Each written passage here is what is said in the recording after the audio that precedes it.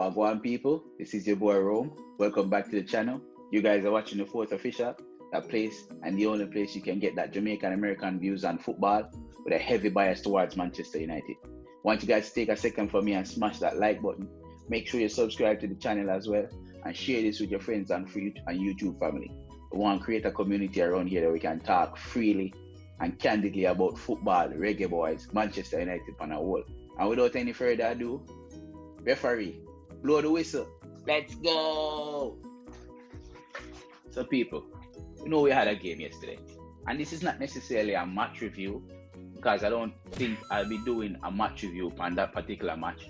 What I'll be doing today is I'll be candidly naming out 4 arguments to prove to you guys that I think Theodore Whitmore is absolutely clueless and don't have a clue what he's doing. And he needs to go. So along with the JFF, no, Theodore Whitmore needs to go. I'm going to tell you why. But before we get into it again, make sure you drop a like on the video. Subscribe to the channel somewhere down there if you're new. And let's talk about football, yeah? So as you guys know, we won yesterday, 2-1. And honestly, that performance was shambles, fam. It was the worst performance I've watched in Jamaica in a while. And the reason for that solely lies on the coach. We have the quality of footballers who put on proper performances, dominant performances, but the coach is absolute shambles. He has no clue what he's doing. We know that one particular player was going to be missing from this team because of COVID, which means his position needed to be filled. And what did the coach do?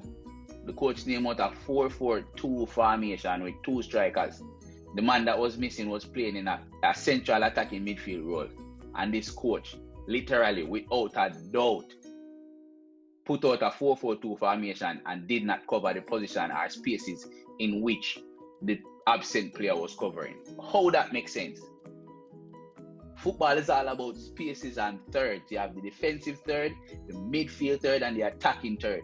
And this man completely neglect the middle of the field.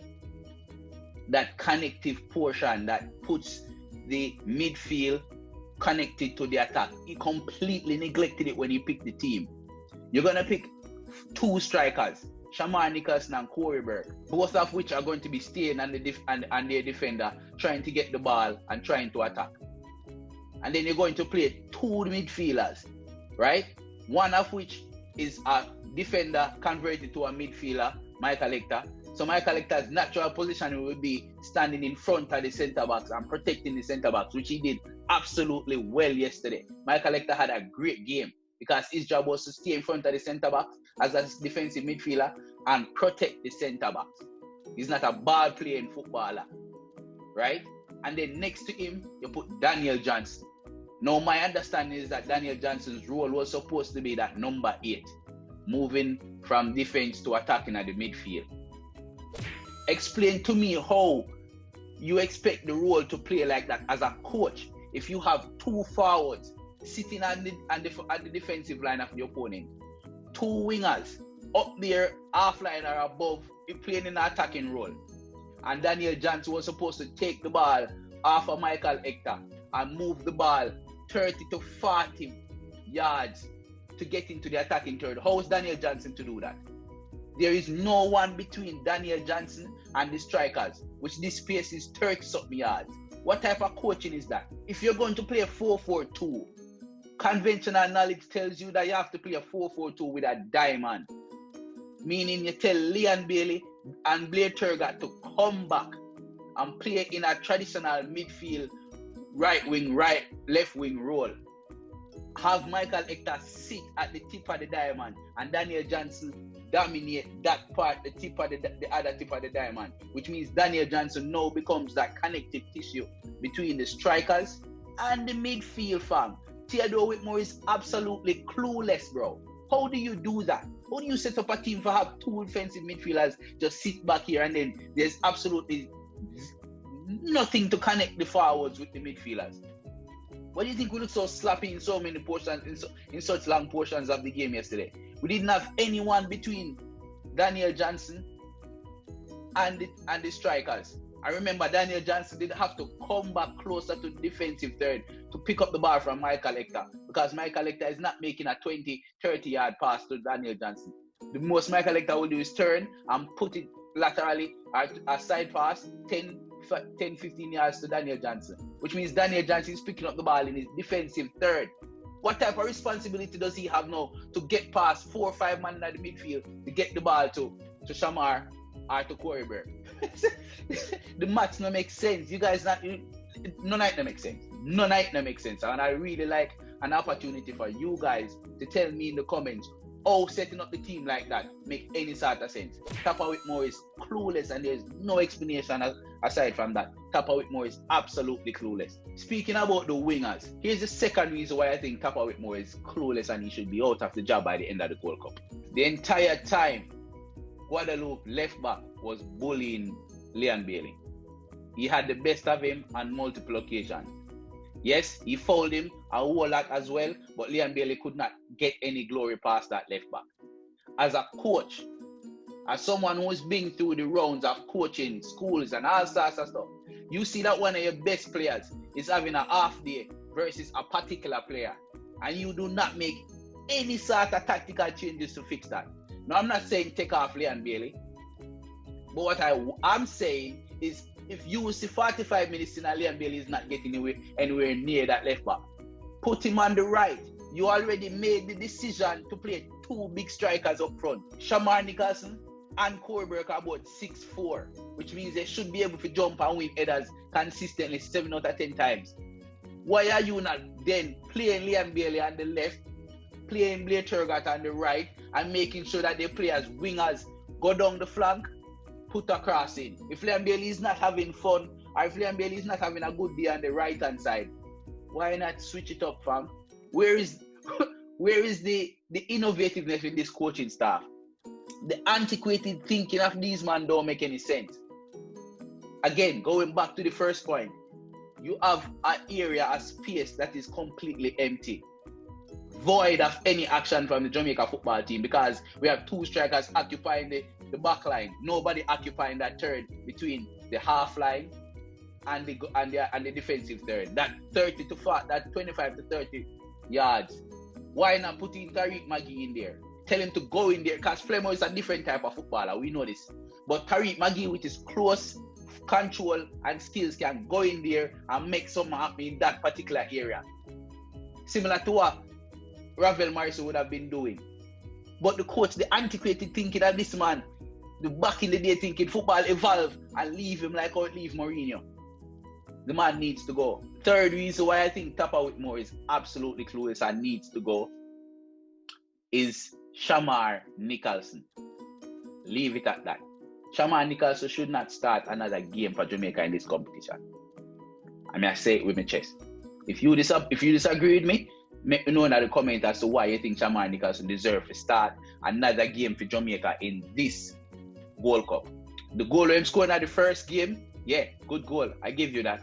But apart from that goal in the first game, Shamar Nicholson did nothing. And in this game, you saw what Shamar Nicholson offers.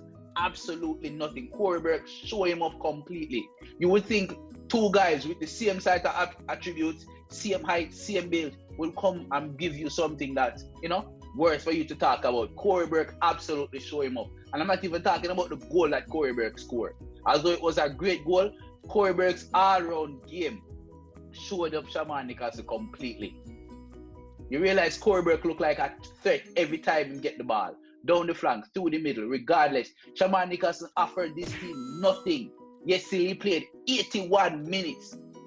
No, I'm not blaming Shamar Nicholson. You can't. It's not his fault the coach is a waste man. It's not his fault the coach is a waste man. The coach should have taken off Shamar Nicholson 55 minutes in. Granted, he should never have started. But seeing that you're starting and you see how the game is going, Shamar Nicholson should have been off 55 minutes in. Speaking of tactical awareness, with the skills that Leon Bailey possess, similar to what Bobby Reed possess, you could put Leon Bailey right there in that midfield, in that number 10 position. Tactical awareness is just gone from this coach. You understand? I still don't get the JFF, I know the JFF are, because they're not even have the resources or the competence, so they need to get a coach. Because Tapa Whitmore is just not it. is 100% not it. Now we mentioned Corey Burke, we mentioned Shamar Nicholson. So the last reason why I think Tapa Whitmore should not be coaching this team after the Gold Cup, and the reason why I think this man is absolutely clueless, is his treatment of Andre Gray. You guys watch the game. Andre Gray came on at 81 minutes. 81 minutes. Andre Gray, who played in the championship last season, contributed, and got Watford promoted to the Premier League this season.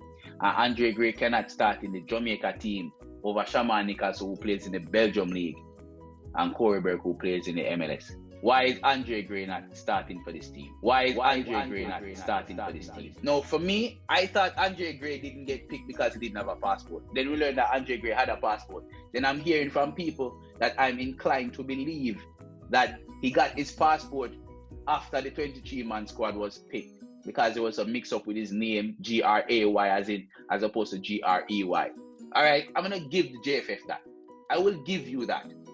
All right, same getting passport after the 23-man was picked. And then Javan East got injured, and then unfortunate that Javan East got injured, but fortunately, Gray was ready to go and he came in. Let me ask you this, JFF and Theodore Whitmore. The moment Andre Gray came into the squad, why wasn't he not moved then to be in the number 1 pick as the striker position? A lot of people are saying Tapa Whitmore in the friend thing, and I don't want to believe it, but it'll get closer and closer to say, Tapa Whitmore, what's going on? I don't see why Shamar Nicholson played 81 minutes yesterday. He didn't do anything to merit 81 minutes yesterday. I know the game that they're going to play next is Costa Rica. One could say that the game is, because we already qualify, unless you want to win the group, which probably give you a better opponent in the next round. But still, now we are going to start Andre Gray. You guys saw the performance that we got from Andre Gray when he came on. A striker that knows how to play football. Andre Gray was in the defensive third making slide tackles yesterday. Andre Gray was out there creating chances by himself. Yes, the chance should have scored, but he created that by himself. I'm asking you, the energy, run, and footballing brilliance that Andre Gray brings to the football of Jamaica, why is he not the starting striker for Jamaica? Why is Shamar Nicholson still playing? If you can answer me that accurately, then I would profess to you that yes, maybe Whitmore deserves the job. But as of now, Whitmore not deserve to go World Cup. We can't take them antiquated thinking there for World Cup if we qualify for the World Cup. People, those are my thoughts. Let me know what is yours in the comment section. Thank you guys so much for watching. Make sure you drop a subscribe on the video. Let me know if you like what I'm saying, or if you don't like what I'm saying. Dispute what I'm trying to say to you. Thank you guys again for watching. Drop a like on the video. Subscribe to the channel if you're new. Take care of yourself. Take care of others. Manaz.